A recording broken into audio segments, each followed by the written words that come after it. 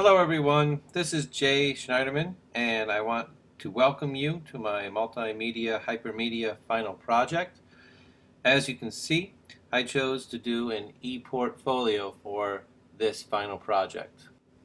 Before I begin explaining about my ePortfolio, I wanted to tell you that I was unable to use Dreamweaver, so instead I used a program called Composer, and the website looks like this to download it, and it looks like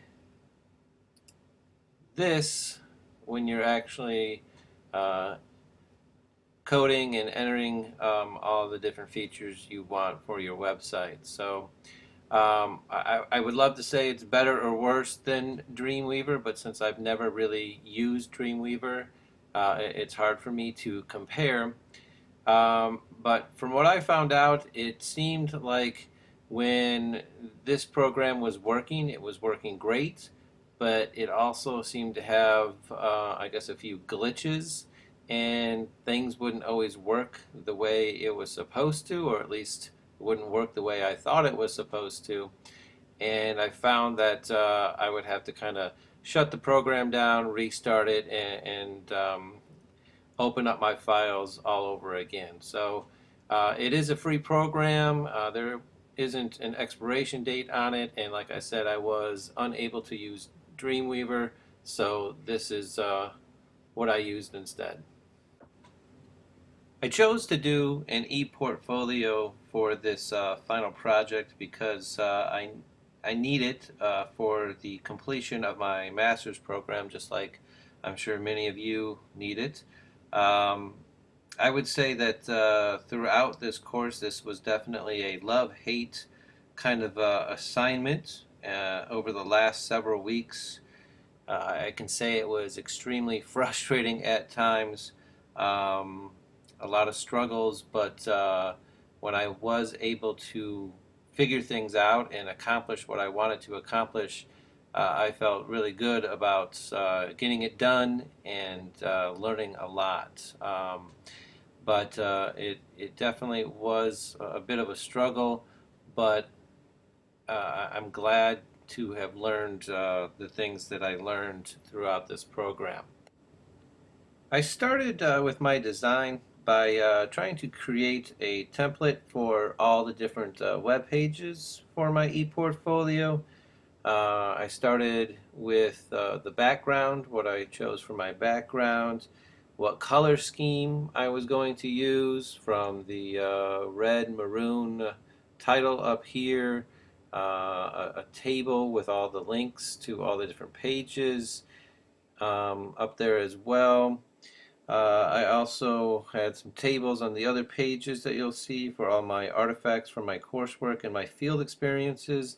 Down at the bottom, you'll see that I have my contact information, the copyright, the back to the top link, and the date of the last revision. My goal for this template was to create a nice, simplistic, but consistent web page so it was easy to navigate through all the different web pages. So I tried to keep with a nice simplistic design with very few different colors added to it, so it was easy to look at, it wasn't hard on the eyes, and easy to navigate throughout all the different web pages. So as you can see here on my home page, I have a picture of myself, some information about me here, and then some quotes that I like about teaching, and also some from Vince Lombardi as well, the old Green Bay Packers coach.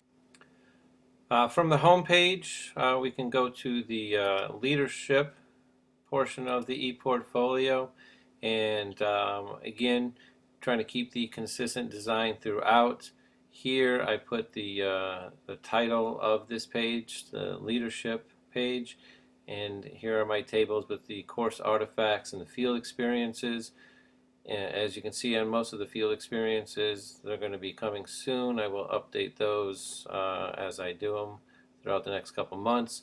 And then over here on this side, I have all my course artifacts from the different courses I have taken.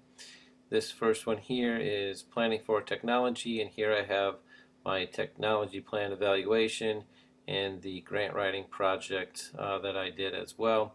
And if you click on these links, they will take you to the documents and to the different projects that I have done with the different courses I have taken.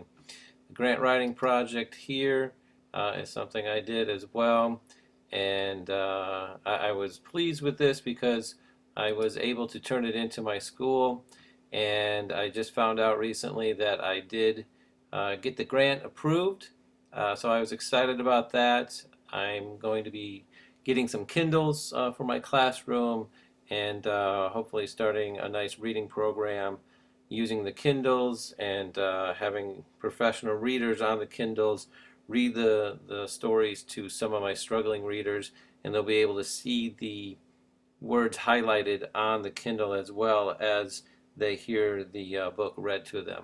So that's my leadership page. Then we go to the teaching and learning page here again, trying to keep the consistent design throughout.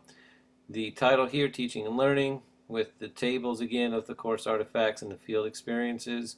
Here I have my wiki reflection for my instructional technology class, and again, if you click on it, it should take you to my wonderful wiki reflection. Click over here, we'll go all to all the different reflections I had for this class. So if we go back, the integrating and implementing technology course I haven't taken yet, so those courses will be added as soon as I take those. My philosophies of education class, I actually substituted educational psychology 604 instead of the philosophies of education. And again, clicking on this to see the paper. There's the paper I did for my educational psychology class. And as we go back, another class I haven't taken yet, techniques of research, and that will be added soon. So let's just check back at the top to see if that works, and that takes me back to the top.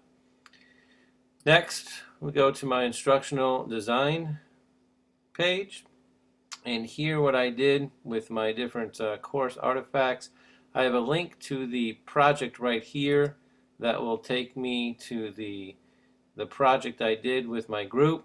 There's my lovely group right here. Had a great time working with this group. It was a lot of work, but I think we accomplished quite a bit in this class.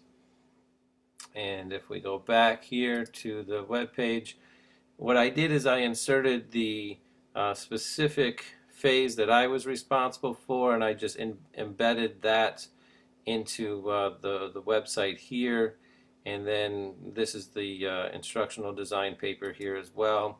And this one might take a little while to load, because if you look here, it's a very long paper, about 120 pages long. Like I said, we worked really hard for this project, and was very pleased with the outcome. And there's my design document down here as well.